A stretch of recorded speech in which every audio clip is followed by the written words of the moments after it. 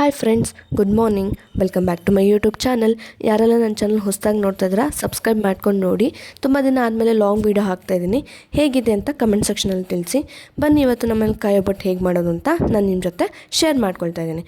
ಮೊದಲದಾಗಿ 1 cup ಬೆಲ್ಲನ ತುರಿದು ಇಟ್ಕೊಂಡಿದ್ದೀವಿ. ಅದನ್ನು ನಾವೀಗ ಗ್ಯಾಸ್ ಮೇಲೆ ಕುಕ್ಕರ್ ಇಟ್ಕೊಂಡು ಅದಕ್ಕೆ ಬೆಲ್ಲನ ಹಾಕ್ಕೊಳ್ಳೋಣ. ಇವಾಗ ಅದಕ್ಕೆ ನಾವು 1 ಗ್ಲಾಸಷ್ಟು ನೀರನ್ನ ಆ್ಯಡ್ ಮಾಡ್ಕೊಳ್ಳೋಣ ಫ್ರೆಂಡ್ಸ್. ಇದಾದಮೇಲೆ ಇನ್ನೊಂದು ಕಡೆ ಮಿಕ್ಸಿ ಬೌಲ್ಗೆ 2 ಕಪ್ ತೆಂಗಿನಕಾಯಿ ತುರಿಗೆ 1 ಕಪ್ ಬೆಲ್ಲನ ನಾವಿಲ್ಲಿ ಹಾಕ್ಕೊಂಡಿದ್ದೀವಿ. ಈಗ ಇದನ್ನು ಮಿಕ್ಸಿ ಜಾರಲ್ಲಿ ಹಾಕ್ಕೊಂಡು 1 ರೌಂಡ್ ರುಬ್ಕೊಳ್ಳೋಣ. ಈಗ ನಾವು ರುಬ್ಬಿಟ್ಕೊಂಡಿರೋಂಥ ಕಾಯಿ ತುರಿನ 1 ಬೌಲ್ಗೆ ಟ್ರಾನ್ಸ್ಫರ್ ಮಾಡ್ಕೊಳ್ಳೋಣ. ಅದಾದಮೇಲೆ ಇನ್ನೊಂದು ಕಡೆ ಏಲಕ್ಕಿ ಪುಡಿ ಮಾಡ್ಕೊಳ್ಳೋಣ ಫ್ರೆಂಡ್ಸ್.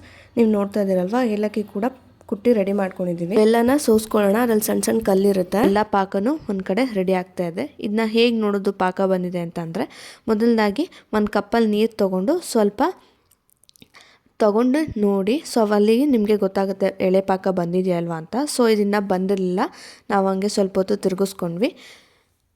ಸೊ ಬೆಲ್ಲ ಪಾಕನ ತಿರುಗಿಸ್ತಾ ಇವಾಗ ಮತ್ತೆ 1 ಎಳೆ ಪಾಕ ಬಂದಿದೆಯಾ ಅಂತ ಚೆಕ್ ಮಾಡಿದಾಗ, ಸೊ ಇವಾಗ 1 ಎಳೆ ಪಾಕ ಬಂದಿದೆ. ನೀವು ನೋಡ್ತಾ ಇದ್ದೀರಾ ಅಲ್ವಾ, ಅದು ಕುದಿತಾನೆ ಇದೆ. ಇವಾಗ ಇದಕ್ಕೆ ನಾವೀಗ ಮಿಕ್ಸಿಲಿ ರುಬ್ಬಿಟ್ಕೊಂಡಿರೋಂಥ ಕಾಯಿನ ನಾವಿದಕ್ಕೆ ಆ್ಯಡ್ ಮಾಡ್ಕೊಳ್ತಾ ಇದ್ದೀನಿ. ಬೆಂದದ ಜೊತೆ ನಾವೀಗ ಆ್ಯಡ್ ಮಾಡ್ಕೊಳ್ತಾ ಇದ್ದೀನಿ ಫ್ರೆಂಡ್ಸ್. ಇದನ್ನು ಆ್ಯಡ್ ಮಾಡ್ಕೊಂಡಾದ್ಮೇಲೆ ಸ್ವಲ್ಪ ಹೊತ್ತು ಚೆನ್ನಾಗಿ ತಿರುಗಿಸ್ಕೊಳ್ಳೋಣ. ಸೊ ಮಿಕ್ಸ್ ಮಾಡ್ತಾ ಇವಾಗ ನೀವು ನೋಡ್ತಾ ಇದ್ದೀರಲ್ವ, ಒಂದು ಕನ್ಸಿಸ್ಟೆನ್ಸಿಯಾಗಿ ಸೊ ಹೂರ್ಣ ರೆಡಿ ಆಗ್ತಾಯಿದೆ ಕಾಯಿ ಒಬ್ಬಟ್ಟಿಗೆ. ಇದಕ್ಕೆ ನೀವು ನೋಡ್ತಿದ್ದಂಗೆ ಅಂತೂ ಇಂತೂ ಪಾಕ ಕೂಡ ರೆಡಿ ಆಗ್ತಾಯಿದೆ. ಸೊ ಹಾಗೆ ಬಿಡಬಾರ್ದು, ಸ್ವಲ್ಪ ಹೊತ್ತು ಚೆನ್ನಾಗಿ ಬಾಡಿಸ್ಕೊಂಡಾದ್ಮೇಲೆ ಇದಕ್ಕೆ ನಾವೀಗ ಕುಟ್ಟಿ ಪುಡಿ ಮಾಡಿಟ್ಕೊಂಡಿರೋಂಥ ಏಲಕ್ಕಿ ಪುಡಿನ ಹಾಕ್ಕೊಂಡು ಇನ್ನೂ ಸ್ವಲ್ಪ ಬಾಡಿಸ್ಕೊಳ್ಳೋಣ. ಇದಕ್ಕೆ ಫ್ರೆಂಡ್ಸ್ ನೀವು ನೋಡ್ತಾ ಇದ್ದೀರಾ ಅಲ್ವಾ, ಅಂತೂ ಇಂತೂ ಪಾಕ ರೆಡಿ ಆಗ್ತಾಯಿದೆ.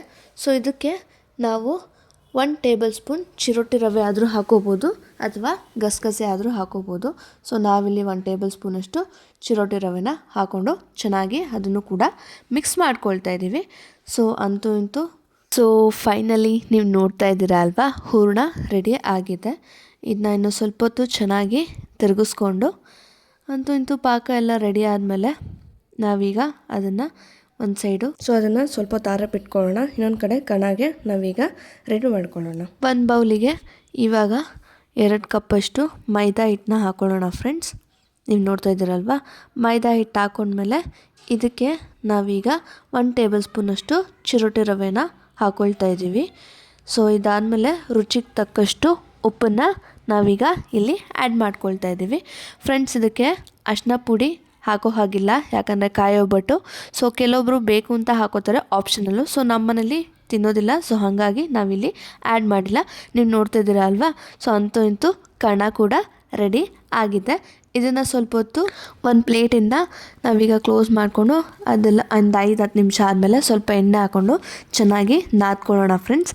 ನೀವು ನೋಡ್ತಾ ಇದ್ದೀರಾ ಅಲ್ವಾ, ಇವಾಗ ಒಂದು ಬಟರ್ ಶೀಟ್ ತೊಗೊಂಡು ಅದ್ರ ಮೇಲೆ ಸ್ವಲ್ಪ ಚೆನ್ನಾಗಿ ಹೂರ್ಣ ಮತ್ತು ಕಣ 2 ಸೇರಿ ನಾವೀಗ ಒಬ್ಬಟ್ಟು ತಟ್ಕೊಳ್ಳೋಣ. ನೀವು ನೋಡ್ತಾ ಇದ್ದೀರಾ ಅಲ್ವಾ, ಸೊ ಎಲ್ಲೂ ಒಬ್ಬಟ್ಟು ಕಿತ್ತೋಗಿಲ್ಲ. ಸೊ ಇನ್ನೊಂದು ಕಡೆ ಹೆಂಚು ಕೂಡ ಬಿಸಿಯಾಗಿದೆ.